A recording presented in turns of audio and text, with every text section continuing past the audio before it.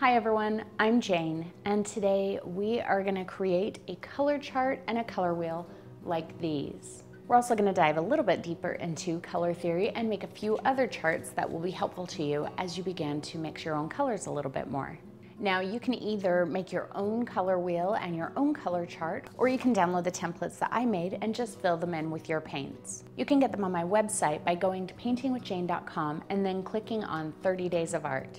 Also, on my website, under 30 Days of Art, you can download a PDF version of this video so that you can print it out and have it for easy reference. Make sure you keep your eye on that page on my website because all throughout the month of September, as well as from now leading up to it, lots of cool things are going to show up there. Reference photos, free PDF downloads, the PDF downloads of the lessons for 99 cents, and probably a lot more. So make sure you check that out. Now, creating color charts like all of the ones that we are going to create today not only provide you with valuable tools once you've completed the charts, but it also helps you start learning and applying the principles of color mixing. So you could certainly buy a already made color wheel and color chart, but I think that you learn a lot more by actually experimenting and seeing how the colors interact with each other and creating them yourself. Here with me, I've got my set of materials that I'll be using for all of September. And if you're interested in finding out what that materials list is, it's on my website under 30 Days of Art. Make sure you hit that subscribe button so that you don't miss any of the fun coming up over the next few weeks. And let's get started.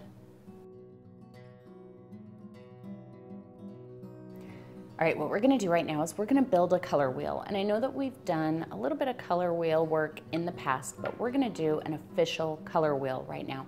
And we're gonna refer to this color wheel throughout the month. Now, I made this graphic. You can either make your own or you can download the graphic off of my website, and there's a link in the information card up here where you can download this in a PDF form. Now, if you notice on here, I've got it labeled. So in the middle here, we have chromatic black. Our outside triangles are primary colors. The inside triangles are secondary colors. And these colors here in between are our tertiary colors. Now, what primary means is these are the colors that can't be mixed through any other means. And our primary colors are red, yellow, and blue. Now, for this example, I'm going to be using Liquitex Primary Red, Primary Yellow, and I have primary blue here in a squeezy tube. So the reason I'm using these colors and not the colors that are on our materials list for the month is because these colors do not have a bias or very little of a bias. So this yellow is neither warm nor cool, meaning it doesn't have any red in it and it doesn't have any green in it. It's as pure to yellow as we can get.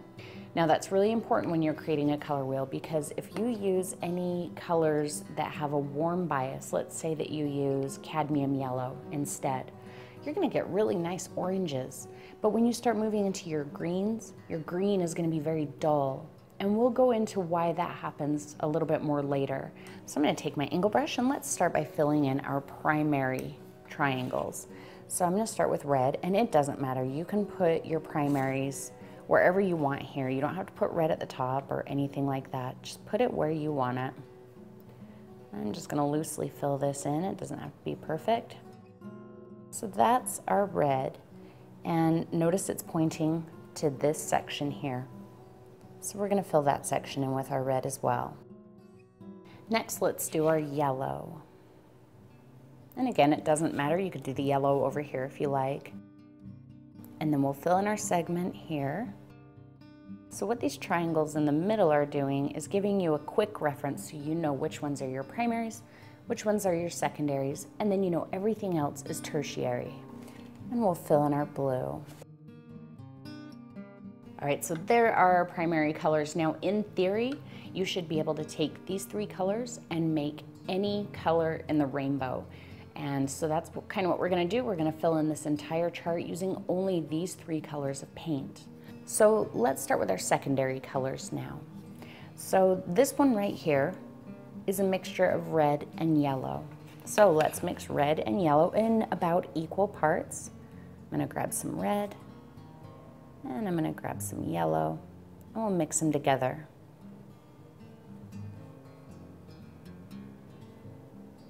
And we get this bright orange. So we're gonna fill that in here. and in here as well. Our next secondary is here between the blue and the yellow. So again, we're gonna mix those about equal. And we get a nice deep green. So we'll fill this section in. All right, our next section is between the red and the blue. So there's our basic rainbow. Now we can start working on our tertiary colors, and this is where it can get a little confusing if you let it, but don't let yourself get overwhelmed. So we're gonna start with this one here, and just like here where we had the red and the yellow to make orange, we're gonna look where these two colors join, and we're gonna say this is orange plus red, and that's gonna be our tertiary color. So let's mix up some more of that orange with about an equal amount of both the red and the yellow again. And now I'm gonna grab more red.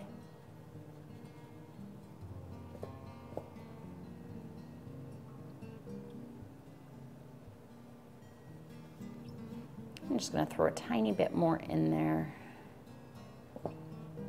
just so there's a nice difference. Now hopefully you can see a difference between these two colors and these two colors, but this is a nice bridge between them. So a tertiary color means that it leans more closely toward one of the primaries. So in this case, this tertiary orange leans closer toward the red. Let's go ahead and create now a tertiary orange that leans more toward the yellow, which as you can see is what comes here. It's going to be orange plus yellow to create this color. So I'm going to grab some more yellow and mix it in here. And this doesn't have to be exact, just mix it until it's still orange, but it's more yellow than this orange. And there's, you know, an infinite number of variations. So there's not really that big of a leap from this color to this color or this color to this color. There's so many shades in between them. So there are more than 3 shades of orange. All right, now here we have our yellow plus our green, and that's gonna make a nice yellow green. My green here is still wet, so I'm just gonna grab some more yellow and go into that. We can throw some more blue in here and mix it until it's more on the blue side. And to our purple, still got some of that purple there. I'm just gonna grab some more blue. And we'll grab some more red and make our red biased purple. Now one final thing, we have chromatic black, and the reason that's there is because black can be made from mixing all of the colors together. So I'm gonna start with purple because for me, when I'm mixing from primaries, that seems to be the easiest way to get black. So I'm gonna mix up a dark purple. I'm going about this color here. And we'll grab some yellow. Now notice how it turned kind of green. So how we're gonna take that from green to black is we're gonna look here and find out what is directly across from green, and that's red. So if I add more red, I know I'm gonna turn it closer to black. So I'm gonna pull some of that red in, and that counteracts the green. Let's just test that there. That's actually pretty close to black. So let's fill that in. It's a very light black, but it's close enough for this. So there, as you can see, we created all of these colors, and we could keep creating even more colors than that from only using these 3 colors of paint. So it's nice to be able to buy tubes of paint that are pre-mixed so that you don't have to do a lot of mixing, but I think that mixing your own colors, it makes you a stronger artist. It helps you see colors a little bit better, and you can get more variation, and you can get a little more nuance than you can from buying pre-mixed colors. So that's why we're only using primary colors this month. Now those primary colors do have a little bit of a bias one way or the other, and we will talk about each of those as we get to them once we start making our other color chart. But for now, make sure that you hang this somewhere where you can constantly look at it whenever you're painting, because it's going to come in very, very handy this month.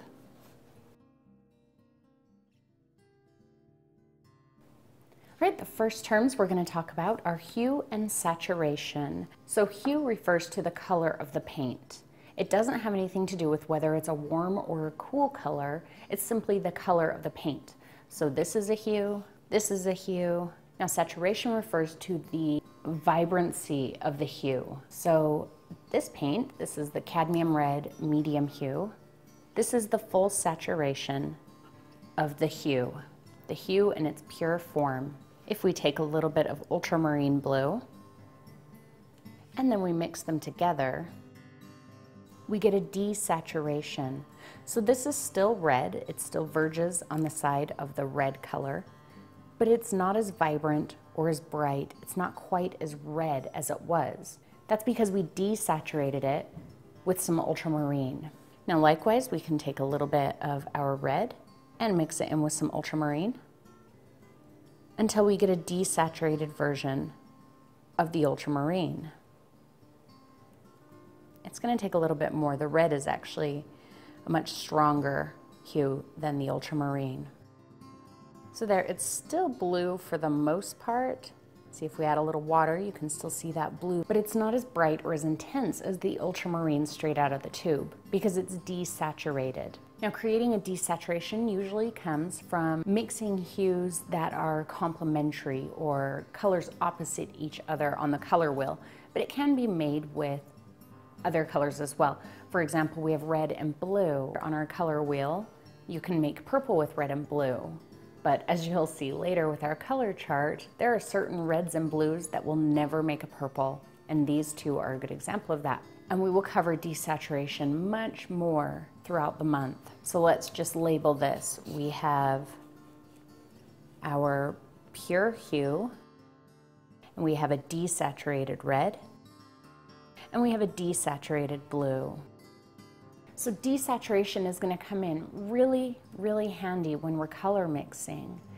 And to break it down into a simple way to understand how it will be helpful, we'll look at our color chart. Let's say that you're using this color of yellow in your painting and it's just way too bright. You just don't want it to be quite that bright. You still want it to be yellow. So you could come across your color wheel to the opposite color, which would be purple or even violet. Add a tiny hint of that. It's going to desaturate your yellow and darken it a little bit, like we've seen here. Notice how this red is darker than the pure hue. Likewise, this desaturated ultramarine is much darker than the pure hue of the ultramarine. All right, now we're going to talk about bias. And bias refers to how warm or how cool a color is. Now sometimes it can be hard to tell if you're looking at two paint colors in a tube, which one is cooler and which one is warmer, or even which one is a little more neutral.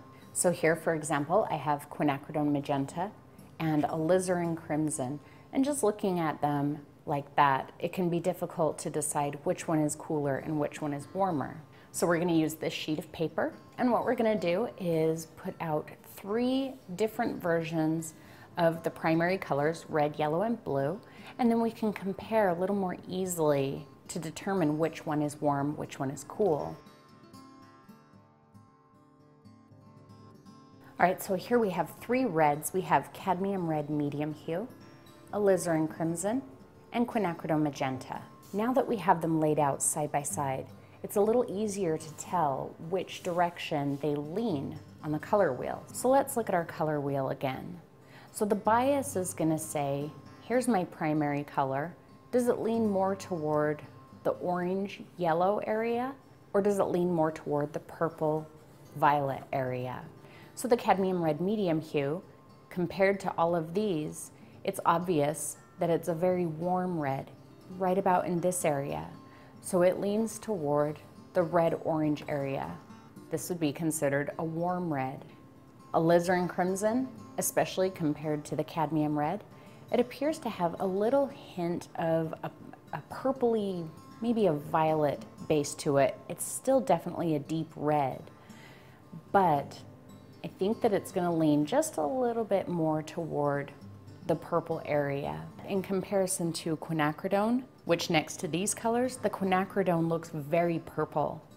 So it definitely leans this direction. So the quinacridone is going to be a cool red, meaning it's got a little bit of violet in it. Let's label these. We'll say this is warm, it's cool, and this one's the coolest.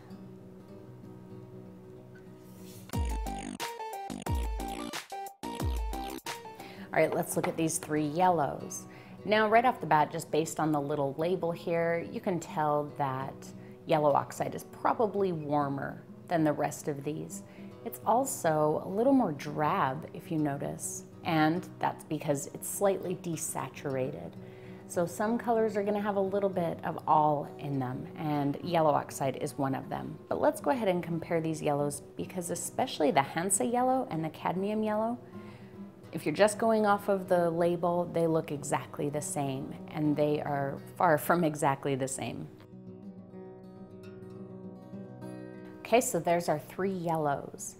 Now, if we look at our color chart, the yellow oxide, I feel like is pretty warm. It really verges on this area, but it's quite desaturated. The cadmium yellow light, especially compared to these two, it does feel quite warm. It's very vibrant. It's a lot more vibrant than this, and maybe not quite as warm, but it's still a very warm yellow, probably right here in between these two colors. And the Hansa yellow, especially when you compare it to the cadmium yellow, it's got the very slightest tinge of green to it, ever so slightly.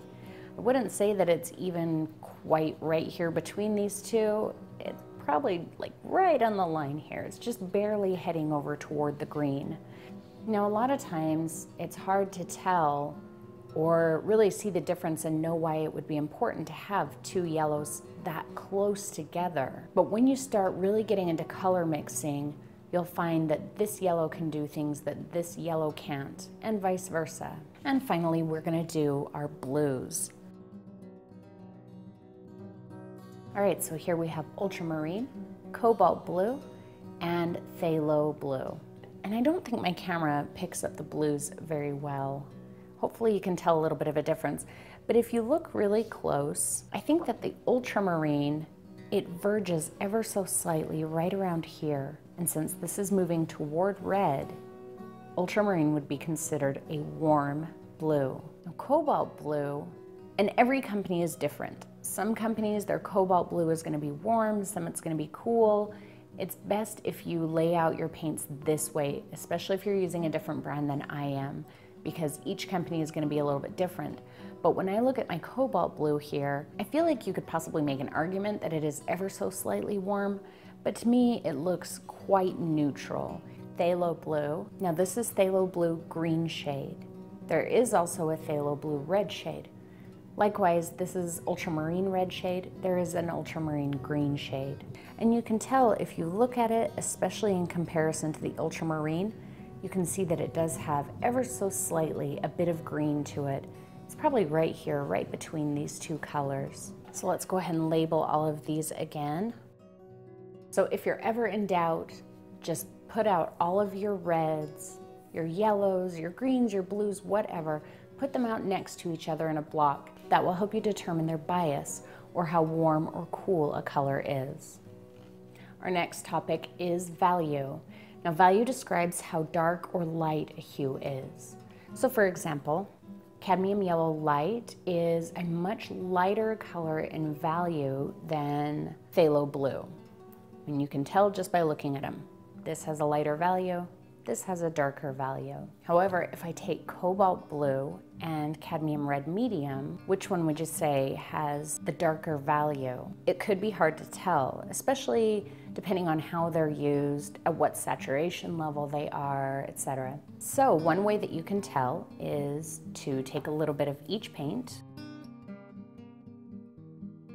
So there's a couple of different ways you can determine which one of these colors has the darkest or the lightest value. First of all, you could just squint your eyes at them really, really small so that they just completely blur out, and all you can tell is how dark or light something is. When I do that, it appears to me that this is the darkest, this is the middle tone, and this is the lightest tone. But let's just streak these down, and I'm going to show you another way to tell. Okay, so what I've done here is taken a picture of the paints on my value card and put them into my computer. I have photo editing software here. There's lots of free online photo editing softwares. You can probably even do it on your phone, so you don't have to have a fancy photo editing software. What I'm going to do is come into Image and convert it to grayscale. So it looks like I was wrong. When I squinted my eyes, I said that I thought the cadmium red was the darkest value, the blue was the middle value, and the yellow oxide was the lightest value. As it turns out, the cobalt blue is the darkest value. It's darker than the cadmium red. And the yellow oxide is not a whole lot lighter than the cadmium red. So in this image alone, we see lots of values. The paper here, it's not quite white. See, if you look at it in relationship to my little hand here, which is white, the paper is a slightly darker value than pure white. The word value up here is almost pure black, so that's our darkest value in this image. Our cobalt blue is the next darkest value, followed by the red, probably these streaks on the table, and then our yellow oxide. So this is a super easy way to tell values. If you're working from a photo and you're having a hard time telling what your values are, you can do the same thing with a photo. So here's a photo that I took, and if I was trying to determine my darkest values just by looking at this, I would probably say this leaf, as well as some of the areas in the leaves that are also that same color of green, and then some of the areas in the center of the flower. Everything else I would say is probably pretty light values, especially up in the sky. I think the petals are probably a little bit of a darker value than the sky. And then this value is going to be probably a little bit darker in some areas and a little bit lighter in others. So let's convert that to grayscale and see what happens. See, so I had that pretty close. Turns out that a lot of the values in the center of the flower are actually a little darker than the leaf. The petals are definitely a little bit darker than the sky, but they're still pretty close. In some areas, it might even be a little bit lighter. And then here in the ground, this value right here is pretty close to the value in the petals here. It's just a different color. And then it's darker right in this area. So knowing where your dark and light values are, particularly when you're starting a painting, is really going to be helpful, and we're going to be focusing on that quite a bit in the paintings that we do over at least the next month. So coming back over to our value card, we now know that the cobalt blue is our darkest value.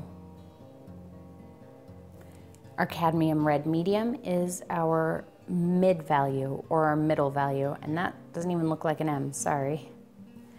And our yellow oxide is only slightly lighter in value than our cad red. So we'll say mid, light. Our absolute lightest value on this sheet is the white.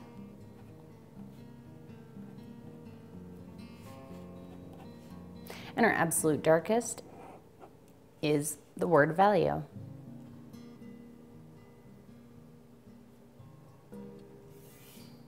So while we're still talking about value, let's take it one step farther and talk about shade, tone, and tint. Now, you might hear these words a lot, and you might hear them used in the proper way, and you might hear them used in the improper way. So let me tell you exactly what a shade, a tone, and a tint is. We'll start with shade. So I'm going to make 3 boxes here. Don't judge my box drawing skills. So in this first box, I'm going to add some black paint. In my second box, I'm going to add some cadmium red. Now, a shade is created by adding black to any color. The resulting color is going to be a shade. Now you could add a tiny, tiny hint of the red to the black. You could add the tiniest speck of black to the red. So let's do that. I'm just gonna add some red there. And then I'm gonna take just a little bit of black because I don't wanna lose the red. And we'll mix that in. So we have black plus our hue equals our shade. And there could be a million different shades of these two colors together. It doesn't have to be a 50-50 mixture. Let's skip tone for a second, and we're gonna come down to tint. I'm gonna draw my 3 horrible boxes again. And in this first box, I'm gonna add some titanium white. So maybe you see where I'm going with this one. A tint is having white added to any color. So it's the opposite of a shade. So we'll just go ahead and throw some white in there now. And again, I'm gonna fill in that second box with some cadmium red and mix some in with our white over here to get our tint. So we have white plus hue equals tint.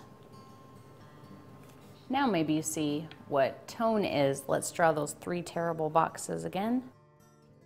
And I'm gonna take some black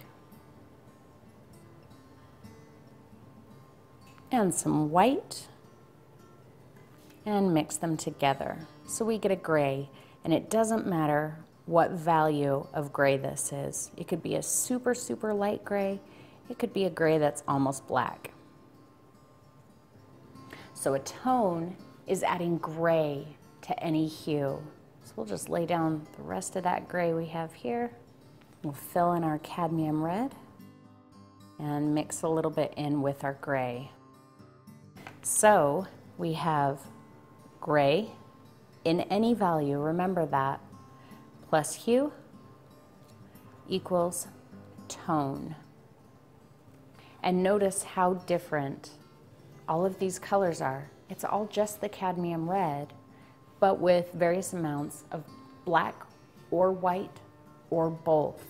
And they come out to be 3 completely different colors. So from this fully saturated hue, we've created 3 different versions of the red with different values. We've also desaturated it a little bit, especially here.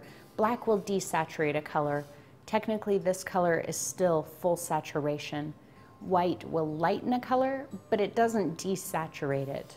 Black will desaturate a color. So this would be closer to fully desaturated.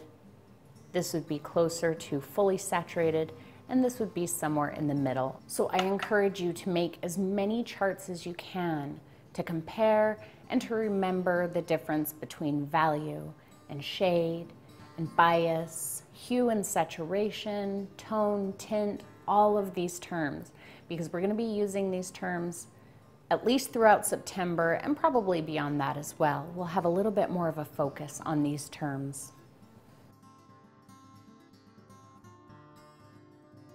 All right, so now we're gonna make our color chart, and this color chart I made, and it comes with the color wheel PDF as well. Back here I've got my palette laid out, and I have it laid out in a very specific way, and I will always have my paints standing like this in this order.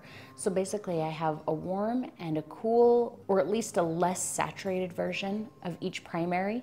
So I've got my Cadmium Red Medium, my Alizarin Crimson, which is slightly cooler and a little less saturated because it contains both blue and yellow.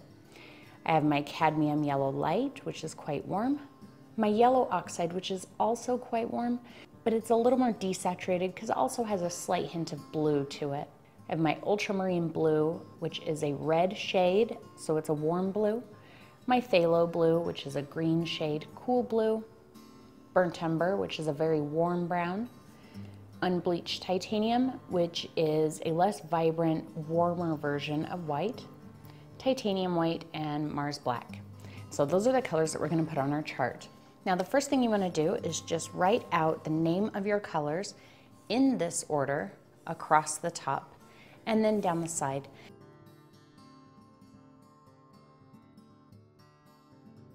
All right, now I have this piece of cardstock because it's large and I'm gonna need a lot of room for mixing paint. So I'm gonna take my colors and lay them out across the top of my paper in the same order again. Leaving them in the same order lets you know exactly what color is where, which one is your warm, which one is your cool. That way you don't have to try and remember.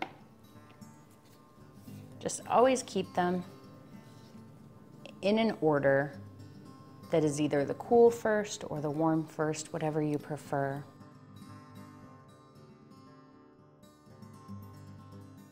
Now notice I don't have any secondary colors, no orange, no green, no purple.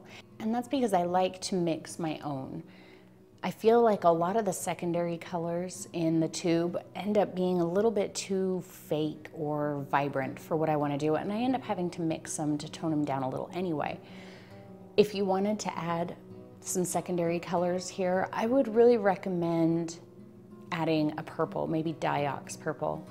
I think the greens are nicer when you mix them on your own, and orange is super easy to mix, but it can be really hard to get a nice purple, especially with this particular color palette. We're not going to be able to get nice purples with these 4 colors here. Diox purple is also really nice to mix with. So if you mix it with a little yellow or brown, you get some really interesting things. Now, as we go along and do this, you want to make sure that you have some clean water, because you're going to want to clean your brush off thoroughly in between every single color so that you don't accidentally track some of that color into some of the other squares. You're also going to want to make sure that you've got some paper towels so that you can test your brush, make sure that you got all of the paint out, and maybe wipe off a little bit of additional paint.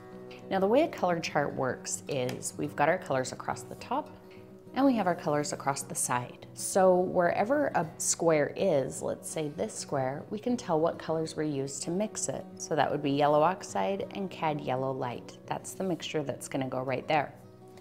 Likewise, right here we have cad red medium and cad red medium. So that means that's going to be the pure version of that hue. Same here with Alizarin Crimson. And if you notice, the pure versions of all of these hues are going to go straight down the center of this chart. So I'm going to go ahead and fill that in right now.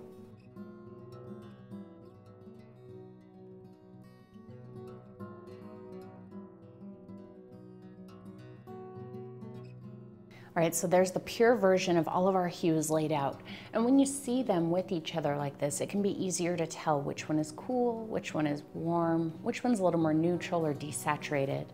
So here you can tell that the Cadmium Red Medium is much warmer than the Alizarin Crimson, which is a little cooler and a little more desaturated.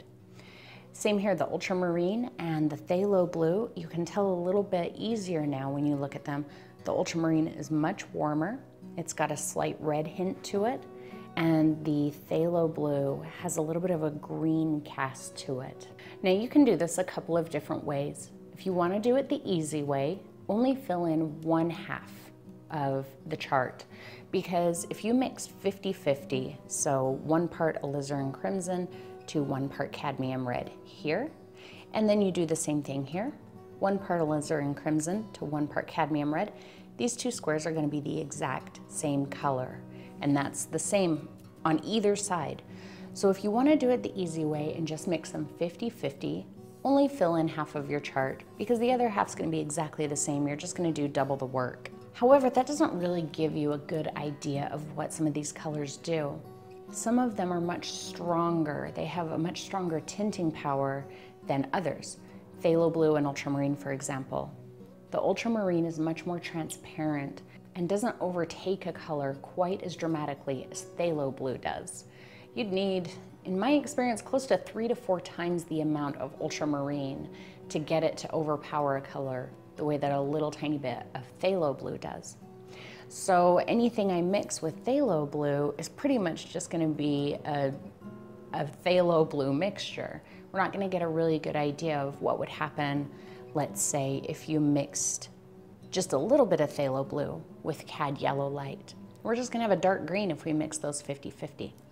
So what I'm going to do instead is on this side, I'm going to go heavier with one color, and on this side, I'm going to go heavier with the other color. So again, let's stick with that phthalo blue, yellow, cad yellow light mixture. I'll have a dark version of the green that comes from them, and I'll have a much lighter version of the green that comes from them. So I'm going to start with my cadmium red. Now what I'm going to do is across this line here, I'm going to use more cadmium red than I use of these colors. So this line will lean a little bit closer to this pure hue color. When I take the cadmium red down this side, I'm going to mix a little less of it and more of these colors so that the colors here lean closer to this rather than this. You can, if it's a little easier, think of it as we're going to use 2 parts cadmium red to 1 part these. Down here I'm going to use 2 parts these to 1 part cadmium red. But I'm not going to measure it too much. I'm just going to mix until I can see one color more or the other. So I'm going to go ahead and fill in both of those lines real quick, and then when I'm done, we'll come back and see how the Cadmium Red Medium affected these other colors.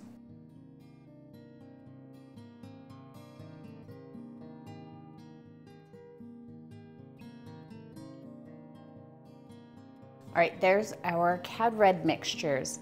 Now, as you can tell across the top, this is where I used a heavier amount of the Cadmium Red to a lesser amount of these, and vice versa here. So the cadmium red actually has very strong tinting power. These colors here made it a little darker or lighter, changed the tone a little bit, but the red is still the predominant color that you see when you look at those. Here down the side, we did get quite a bit more of a change when we lessened the amount of the cadmium red, particularly here in the blues. Now, neither of these colors and neither of these colors are purple. You will get a little bit of kind of a deep violet mauve type desaturated purple, but you're not going to get a bright true purple with cadmium red light, no matter what blue you use. And that's because this is such a warm color. So it's red, but it's a warm red because it leans toward yellow. And that's why we get nice vibrant orange, but kind of chromatic blacks instead of purple. So I got me some clean water and a new paper towel because I don't want to transfer any of that cadmium red into our next mixtures. So our next color on the list is Alizarin Crimson. So again, I'm going to use twice as much Alizarin Crimson here and half as much Alizarin Crimson here. I'm going to go through and make all of those mixtures, and then we'll come back and talk about them.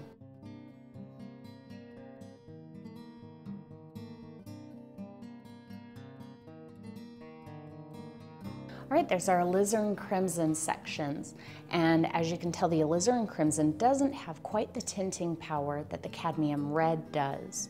So the phthalo blue, even the ultramarine blue, and certainly the black easily took this color over, and it also went lighter with the different whites. Down here, we definitely see some difference, but really it just looks like darker versions of these because all of these colors just easily took that Alizarin Crimson over. Also, our oranges aren't quite as vibrant with the Alizarin Crimson as it is with the cadmium, and that's because the Alizarin Crimson has hints of blue to it, so we get a little bit more desaturated oranges with that color. Our next color is Cadmium Yellow Light, and it's a quite warm yellow. So we're going to see what happens with all of these colors.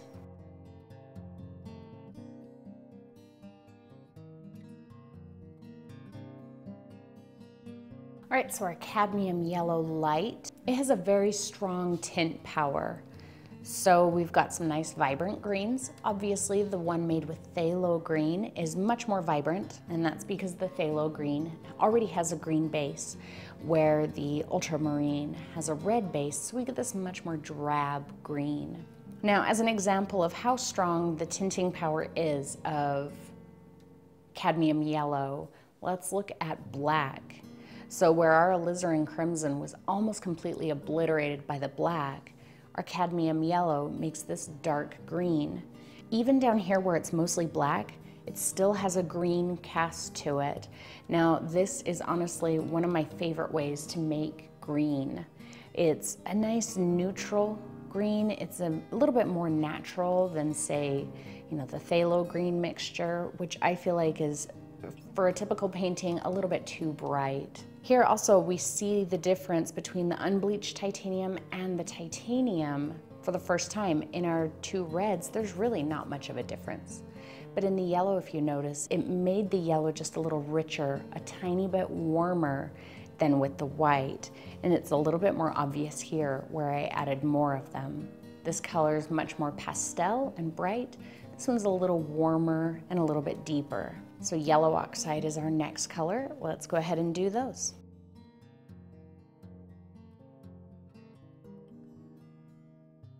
All right, there's our yellow oxide. Now the yellow oxide does not have the tinting power that the cadmium yellow has.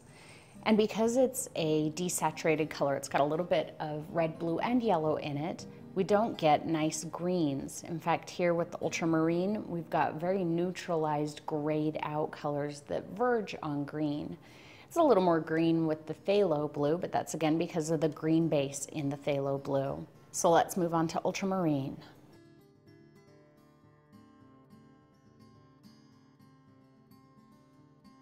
All right, our ultramarine blue, the tinting strength is not as strong as, say, phthalo blue. And as you can see, it just kind of grays everything down a little bit. It desaturates everything. Now, I know it seems weird to mix it with phthalo blue because they are both bright blues and doesn't seem like it would make much of a difference, but especially when you start adding white. I love the phthalo ultramarine mixture, especially when painting a sky or something like that. Since the phthalo blue can be quite green, it's not usually real good for a sky on its own. The ultramarine can almost seem a little bit purpley when mixed with white and put into a sky, but when you mix the two together, you get a nice kind of neutralized blue, and I really like that. Notice here in the unbleached titanium, particularly here where we have a higher amount of unbleached titanium, look how gray the phthalo blue is. And again, that's because of the warm bias. Let's do our phthalo blue. All right, as you can see here, our phthalo blue has one of the strongest tinting powers of any of the colors on our chart. Even down this way where phthalo blue is only being used in a 50% mixture, it really overtakes these colors. Here where we've got primarily phthalo blue in the mixtures, it's almost just a straight blue line, a little bit of green. Even here with black, if you were to add a drop of white to this, you'd see that this is still a very rich blue. It's just very, very dark. Look here with the unbleached titanium. See the huge difference between the ultramarine and the phthalo blue with the unbleached and the white. Here they don't look all that different, a little bit different in tone, but here they look completely different. Burnt umber is next. And by the way, all of this paint that I'm mixing on top of, this is all dry, so I'm not mixing into that. All right, our burnt umber. Here where we've got a mixture predominantly consisting of burnt umber, we've got a line of some deep dark browns in various tones. Here where we've got a little bit less, we've got a little bit more variety of color. Rather than a lot of browns and chromatic blacks, we do have a little bit of blue, some gold, some red. And there's not as big of a difference between the unbleached and the regular titanium. I think I mixed a little bit more titanium white in here than I did of the unbleached, but one isn't dramatically warmer or cooler than the other. Let's go ahead and do our unbleached. We just have a couple of them there. So there's our unbleached, and when mixing it with white, you get some nice kind of neutralized whites. Sometimes titanium white is just too white for what you're doing, and sometimes the unbleached is just too unbleached. But mixing them together gives you nice, kind of creamy, warmish whites. And then mixed with black, we still get gray, but it's a little bit richer and a little bit warmer. We'll just do our black and white, and then we're done. So there, our gray is a little bit cooler than with the unbleached titanium. Now, part of the reason for that is because Mars black is kind of a cool color. That's exactly why we get green when we mix it with yellow, because the Mars black tends a little bit toward blue as opposed toward red. So here we have used 10 colors and we've created 100 different colors. Now, by far, this is not the only number of colors you can make with these paints. If you start mixing into tertiary colors, you know, maybe let's say you take this yellow oxide cad yellow light, and then you decide to throw in just a hint of your ultramarine blue. Now you have a tertiary color. And so you could make color charts for days and days and days and still never cover all of the colors that can be made from these 10 colors alone. So now that we have our color chart made, we want to make sure that we keep it handy along with our color wheel. We'll be using both of these charts quite a bit throughout the month whenever we're trying to decide what colors to use next or how to get a certain mixture of color. We're going to use these two charts. So make sure you hang them up somewhere where you can easily see them while you work. I hope this video was super helpful for you. If you have a dedicated workspace where you paint, I encourage you to hang your charts up on the wall so that you can reference them anytime you need easily. If you don't have a dedicated space, that's okay too. Just maybe stick them in a binder or in a sketchbook, something so that you can always keep them with you so that when you do set up to paint, you've got them right there. Next week, we are going to talk about the different types of detail brushes, what you can do with them, some techniques to help you loosen up your brush strokes a little bit more, as well as how to use matte medium in place of water. Using matte medium instead of water is a challenge that I've made for myself this month. You're certainly not required to do so, but I think that if you give it a chance, you will find that it's actually a much more enjoyable painting process using matte medium than it is water.